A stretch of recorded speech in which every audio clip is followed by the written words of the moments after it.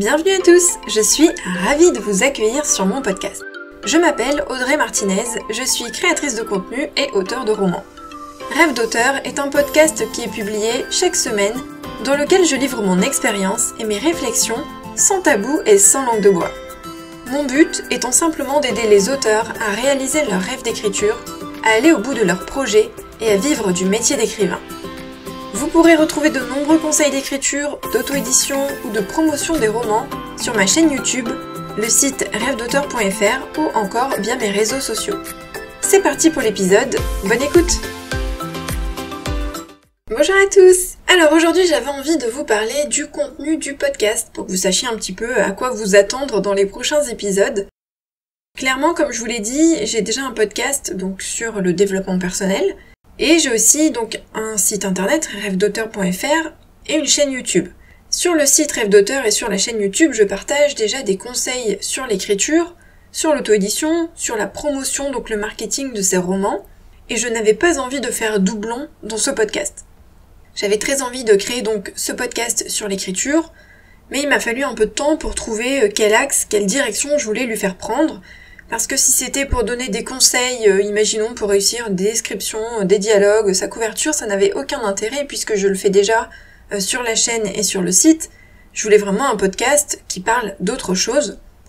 J'ai pensé à un moment donné faire un journal de bord dans lequel je parlerai du coup de mes sessions d'écriture, de relecture, etc. Et puis en y réfléchissant, je me suis dit que ça m'intéressait pas vraiment, que ça allait être la même chose tout le temps, honnêtement, et que je ne tiendrais pas le rythme et que j'allais pas le faire régulièrement, donc ça n'avait aucun intérêt.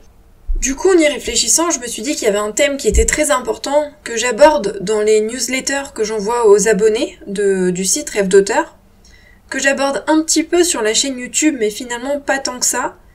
C'est tout ce qui est axé mindset de l'auteur, c'est-à-dire son état d'esprit, tout ce qui est critique négative, persévérance, rebondir après un échec ou un succès, se comparer aux autres auteurs, voilà, ce genre de choses. Et c'est vrai que même si j'en parle un petit peu dans certaines vidéos, puisque j'ai fait des vidéos sur la motivation, sur la confiance en soi, sur l'autodiscipline, je me suis dit que ça pouvait vraiment être intéressant de développer cet aspect-là, et pas dans des vidéos parce que je trouve ça plus sympa en fait dans un podcast, je trouve que ça s'y prête davantage, c'est beaucoup plus intimiste,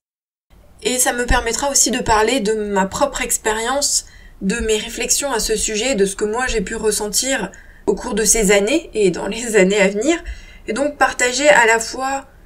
des réflexions sur ces points-là, mais aussi mon expérience, mais vraiment voilà, ne pas partir sur des choses pratiques et techniques comme c'est le cas sur la chaîne YouTube ou dans les articles, mais partir sur quelque chose finalement de développement personnel, mais axé auteur, écriture et écrivain. Donc dans les prochains épisodes, je partagerai mon expérience, mon propre cheminement, mes doutes, mes échecs, mes réussites, parce que c'est des choses que vous allez forcément rencontrer, croiser dans votre carrière d'auteur, ou peut-être des choses que vous avez déjà rencontrées si vous êtes auteur. Et c'est intéressant de voir comment les autres fonctionnent, de voir comment ils réagissent, de voir qu'ils sont peut-être passés par là, parce que ça nous aide à relativiser, à nous dire que on n'est pas seul finalement, même si écrire c'est une activité solitaire, on n'a pas besoin d'être seul dans sa carrière d'auteur, au contraire, je suis vraiment dans l'idée qu'il faut partager, qu'il faut s'épauler, qu'il faut collaborer, j'en parle tout le temps sur mes réseaux, sur Rêve d'auteur ou sur la chaîne YouTube, parce que je ne pense pas que les auteurs sont des concurrents, mais qu'au contraire ce sont comme des collègues, parce que un lecteur ne lit pas qu'un livre par an ou de toute sa vie, donc il y a de la place pour tout le monde. Et du coup, je pense vraiment qu'en s'épaulant, on peut avancer plus facilement, plus sereinement, on peut apprendre des autres, et on peut aussi donner une meilleure image de l'auto-édition, parce qu'on le sait, l'auto-édition, il y a plein d'a priori,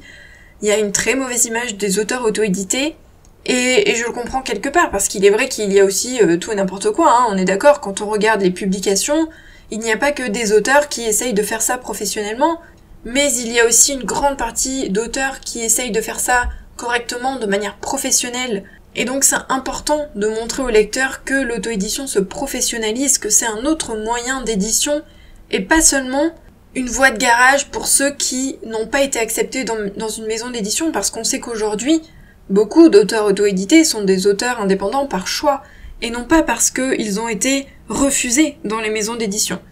Donc tout ça pour dire que je trouve ça très important de partager avec les autres auteurs, de s'entraider, et c'est aussi le but de ce podcast, et c'est le but de ma chaîne YouTube, et de mon site internet, et de mes réseaux sociaux, parce que je trouve ça vraiment très très important. Donc voilà ce que vous risquez de découvrir dans les prochains épisodes de ce podcast. Il sera donc publié chaque semaine, le vendredi. N'hésitez pas à vous abonner donc pour recevoir les prochains épisodes, et puis on se retrouve bientôt. Bye!